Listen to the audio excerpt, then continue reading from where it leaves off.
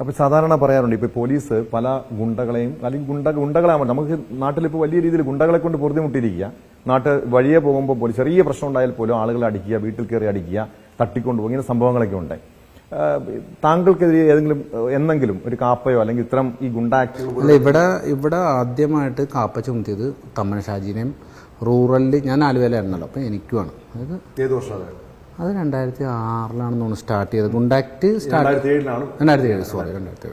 അന്ന് നിങ്ങൾ രണ്ടുപേരും കാപ്പ ചുമത്തിയാണ്? ഒന്ന് ഫസ്റ്റ് ചുമത്തി. പക്ഷേ അത് നമ്മളപ്പോൾ ഞാൻ അബ്സ്കോണ്ടിങ് ആയിട്ട് ഞാൻ നേരെ ഗൾഫിൽ പോയിട്ട് 4 കൊല്ലം കഴിഞ്ഞിട്ട് വന്നു ജോലിക്ക് പോയതാ, ക്രെയിൻ ഓപ്പറേറ്ററായിട്ട്. അങ്ങനെ അവിടെ പോയി ജോലി ചെയ്ത് ഞാൻ തിരിച്ചു വന്നിട്ട് പണി നിർത്തി. പിന്നെ ഞാൻ പരിപാടി അങ്ങനെ ഒന്നും ഉണ്ടായിരുന്നു. പിന്നെ ഈ ചിലപ്പോൾ ഈ ജോലിയുടെ ഭാഗമായിട്ട് അങ്ങോട്ടും ഇങ്ങോട്ടൊക്കെ വരെ ഒന്നും തള്ള മീഡിയൊക്കെ ഉണ്ടാവാറുണ്ട്. അതൊക്കെ താങ്കൾ പറഞ്ഞത് ശത്രുക്കൾ ഉണ്ടെന്ന് പറഞ്ഞു. ആരാണ് ഈ പ്രധാന ശത്രു? തമ്മനും ഫൈസലിന്റെ പ്രധാന ശത്രു ആരാണ്? അവരെ പറഞ്ഞ് എന്തിനാ ഹൈപ്പ് ചെയ്യണേ? ഞാനൊരു വില കൊടുക്കാത്ത ആൾക്കാരാ, ഞാൻ ഹൈപ്പ് ചെയ്യേണ്ട കാര്യമില്ല. മരട് അനീഷും തമ്മനും ഫൈസലും തമ്മിൽ വലിയ കൊടിയ ശത്രുതയുണ്ടെന്ന് പറയുന്നു. ഈ മരട് അനീഷിനെ ജയിലിൽ വെച്ച് കൊട്ടേഷൻ കൊടുത്തത് താങ്കളാണെന്നൊക്കെ ഒരു കഥകളുണ്ട്. ഇങ്ങനെ കഥകളായിട്ട് തന്നെ കിടക്കട്ടെ. അതുള്ളതാണോ? അല്ല, നമുക്കങ്ങനെ ശത്രുക്കൾ വന്നവർ വരട്ടെ. മരട് അനീഷാണ് തമ്മനും ഫൈസലിന്റെ പ്രധാന ശത്രു? ഞാൻ അങ്ങനെയുള്ള നിങ്ങൾ തമ്മിൽ കുടിപ്പൊക്കെ ഉണ്ടോ ഇപ്പോഴും? അല്ല, നമുക്ക് എൻ്റെ കൂടെ നടന്ന വെച്ചാണ്, അല്ലാതെ എനിക്ക് അതിനെ പറ്റി ഒന്നും അറിയാൻ പാടില്ല. പിന്നെ തെറ്റാനുള്ള കാരണം എന്താ? തെറ്റാണെന്നാണ് അവിടെ ഒരു ചെറിയ വിഷയം ഉണ്ടായി. അതിനെ ചൊല്ലി ഇങ്ങനെ സംസാരിച്ചപ്പോൾ അങ്ങോട്ടും ഇങ്ങോട്ടും ഒരു രസക്കുറവ് വന്നതാ ഒരു കൂട്ടുകാരൻ്റെ. അങ്ങനെ സെറ്റിൽ ചെയ്തിട്ടില്ല. അപ്പൊ ഇനിയൊരു നിങ്ങൾ തമ്മിലുള്ളൊരു സെറ്റിൽമെന്റ് ഒക്കെ ചെയ്തതാണ്. നമ്മൾ പ്രശ്നങ്ങളില്ലാതെ നമ്മൾ ഒഴിഞ്ഞു മാറിയതാണ്. ഇപ്പോൾ വണ്ടി കത്തിച്ചിട്ടുണ്ട്. അത് ചൊല്ലി ഇനി എന്തുണ്ടാവോ എന്താന്ന് പറയാൻ പാടില്ല. വണ്ടി കത്തിച്ചു, 2 ലോറിയാണ് കത്തിച്ചു. ആരുടെ? താങ്കളുടെ ലോറി കത്തിച്ചു? അത് ഇവരാണ്, ഈ മരട് അനീഷൊക്കെയാണ്? അത് എനിക്ക് കറക്റ്റായിട്ട് അറിയാൻ പാടില്ല. നമുക്ക് അറിയാൻ പാടില്ല. പോലീസിന് പരാതി കൊടുത്തു. നിയമപരമായിട്ടല്ലേ മുന്നോട്ട് പോകാൻ? ഞാൻ പരാതി കൊടുത്തിട്ടുണ്ട്. ഞാൻ എല്ലാ കാര്യവും നിയമപരമായിട്ടാണ്. ഞാൻ എപ്പോഴും അങ്കമാലി സ്റ്റേഷനിൽ എന്തെങ്കിലും പരാതിയായിട്ട് കൊണ്ടു കൊടുക്കും. അല്ലെങ്കിൽ ഞാൻ പരാതി കൊടുക്കുന്ന ഒരാളാണ്. കാരണം എന്താ വെച്ചാൽ നമുക്ക് അറിയാം പോലീസാണ് കാര്യങ്ങൾ ചെയ്യേണ്ടത്. പോലീസ് ചെയ്യുന്നുണ്ട്. പക്ഷേ അന്നത്തെ വണ്ടി കത്തിച്ച സമയത്ത് കൊറോണ ആയിരുന്നു.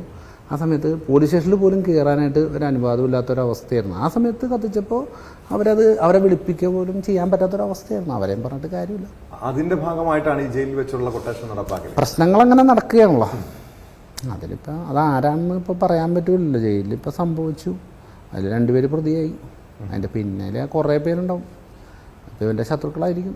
ഇവനാരൊക്കെ ശത്രു എന്ന് എനിക്കറിയാൻ പാടില്ല. ഇവൻ ഈ ലോകത്തുള്ള എല്ലാവരെയും വെല്ലുവിളിക്കുക. അന്ന് കണ്ടില്ലേ, മാതാമെന്നപ്പോൾ ചൊറിയ എന്നൊക്കെ പറഞ്ഞിട്ട് അങ്ങനെയൊക്കെയുള്ള വെല്ലുവിളിക്കും. അതിലിപ്പോൾ ദേഷ്യം കാരണം അവർ ചിലപ്പോൾ ചെയ്യുമായിരിക്കും.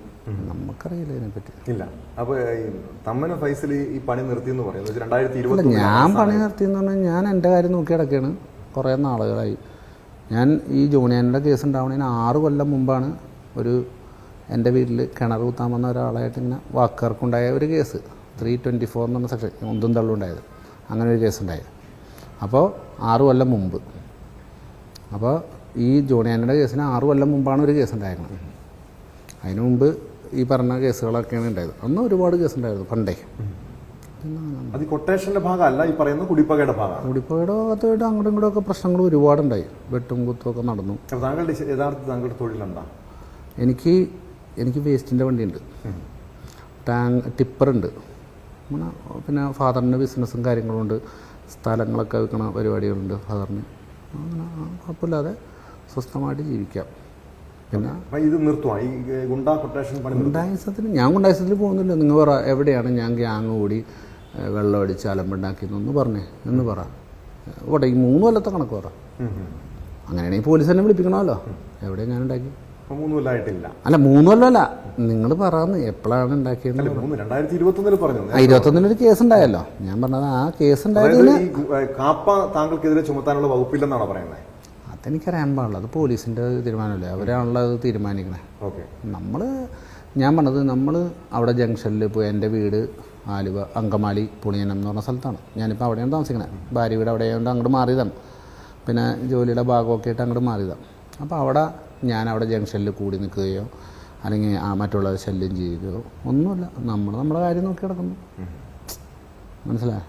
ഇന്നത്തെ കാലത്ത് പല കൊട്ടേഷൻ സംഘങ്ങളും ലഹരി ഇടപാട്, സ്പിരിറ്റ് കടത്ത്, അങ്ങനെ ഇവിടുത്തെ താങ്കൾ ഇപ്പൊ ഇവിടുത്തെ താങ്കൾക്കെതിരെ ഒരു ആരോപണം, ഈ സ്പിരിറ്റ് കടത്തുമായി ബന്ധപ്പെട്ട ആരോപണമൊക്കെ ഉണ്ടായിരുന്നു. അങ്ങനെ ഇല്ലെന്നാണോ? ഇല്ലില്ല, സ്പിരിറ്റ് എനിക്ക് അങ്ങനെ ഒരു കേസില്ലല്ലോ. സ്പിരിറ്റും ലഹരി ഒന്നും കടത്തിയിട്ടില്ല. അല്ല, എനിക്കങ്ങനെ ഒരു കേസില്ല. അങ്ങനെ ആരെങ്കിലും കടത്തുന്നുണ്ട്? ഇപ്പോഴത്തെ ഗുണ്ടാസംഘങ്ങൾ ആരെങ്കിലും കടത്തുന്നുണ്ട്? പണ്ടൊക്കെ ഇവരൊക്കെ നടത്തിയിട്ടുണ്ടായിരുന്നു. ഇപ്പൊ അങ്ങനെയൊന്നും എനിക്ക് ഞാൻ ഡ്രഗ് ഉണ്ടോ? ഡ്രഗ് ഇവിടുത്തെ മിക്ക ഗുണ്ടകളും നടത്തുന്നുണ്ട്. ഇത് ഈ പറയുന്ന കൊട്ടേഷൻ ഗ്യാങ്ങുകളല്ല, ലീഡർമാരെ നടത്തണം.